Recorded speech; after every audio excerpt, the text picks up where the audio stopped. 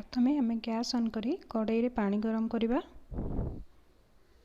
पानी गरम होला पर सेतिरे आम भेदैथिबा कला चना को पकईदेवा। कला चना को पकई सारला परे ताकू किछि समय आम ढांकी दबा। वर्तमान कला आमर पानी टिके गरम हो आसलानी। वर्तमान आम सेथिरे गोटे गोटे करी परिबा को ऐड करिवा। कखारु, पोटल, कंचा कदली, सारू, माटी आलू ये सब परिबा पकई भल भाव में मिक्स करदबा।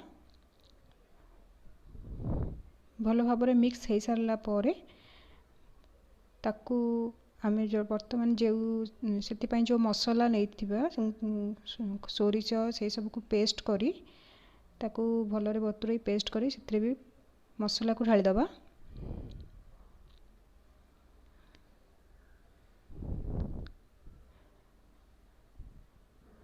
मसला को भल भाव में ढाली सारला पर वर्तमान आम से लुण आ हलदी स्वाद अनुसार ऐड करिबा।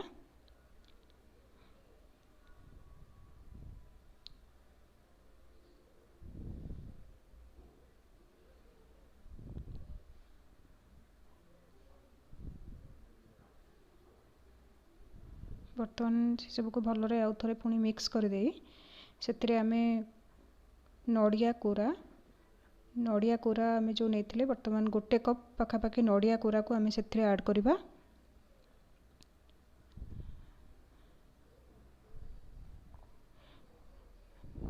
नड़िया कोरा को ऐड कर सारी आम से गोटे चुटकी बार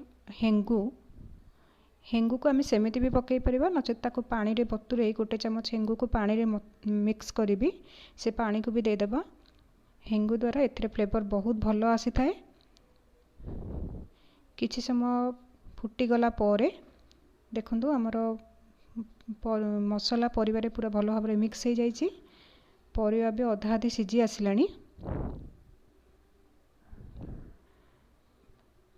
वर्तमान आम परिबा को आउ टिके सिझिबा पई छाड़ी दबा।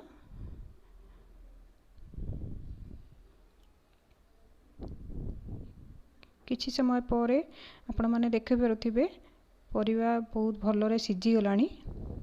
पूरा प्रॉपर जेमिति सिझिबा कथा बेसर पई सेमिति सिझी जाइछि परिबा।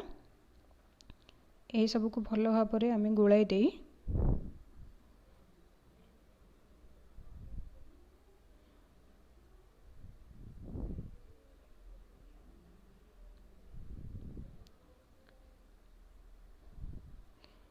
अल्प किसी गुड़ गोटे चमच पखापाखि गुड़ टिके ऐड करिबा।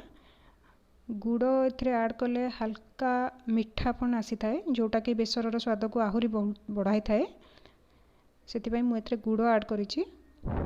आपण पसंद अनुसार आपण ऐड करि परिबे नले को स्किप भी करि परिबे।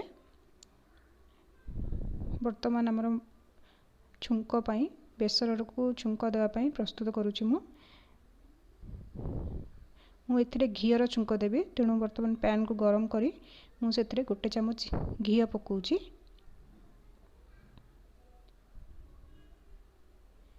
गोटे चमच घी ऐड कली। वर्तमान सेथिरे मु पंच फुटणर छुंक देबी।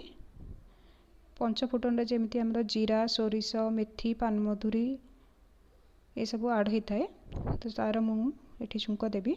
वर्तमान घी गरम हो आसलानी सेथिरे मु पंच फुटण पकई देली। भलरे फुटी जिबा परे वर्तमान मु तरकारी रे याको मिक्स कर देबी। देखंतु भल भाव रे फुटी गलानी। वर्तमान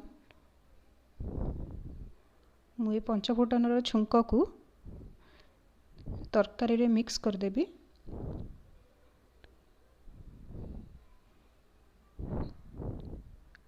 तरकारी रे मिक्स कर दे मु संगे संगे ताको ढंकी देबी ताकि तार फ्लेवरटा पूरा तरकारी रे पूरा जीवो आ बहुत भलो बास्ना भी रहिबो। किछि समय ढांकी के ताको फुटीबा पई छाडी दबा।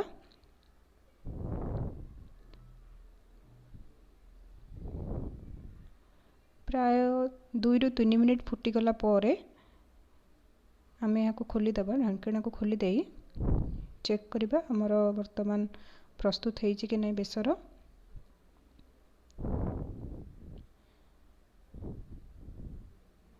देखो बहुत भल भाव फुटिकी बहुत सुंदर कलर भी आसी।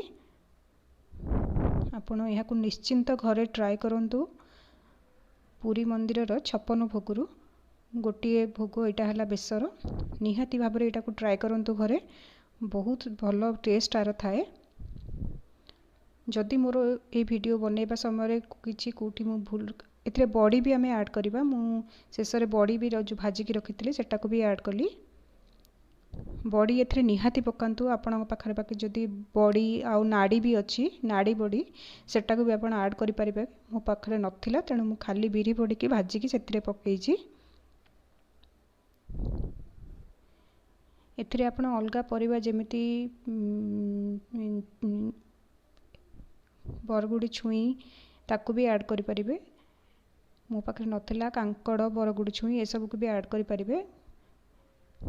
वर्तमान आमर बहुत भल प्रस्तुत हो जाइए बेसर। से शेष में गोटे चामच गुआ घी को बुले दूची। गुआ घीर बास्ना ए बहुत भल आसी था, तेणु गुआ घी को बुले दे वर्तमान मु गैस रो फ्लेम को ऑफ कर दूची।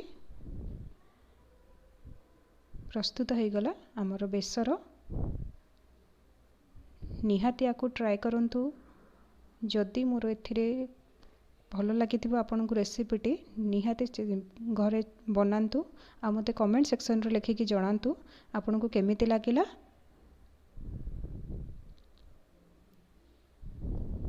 जय जगन्नाथ।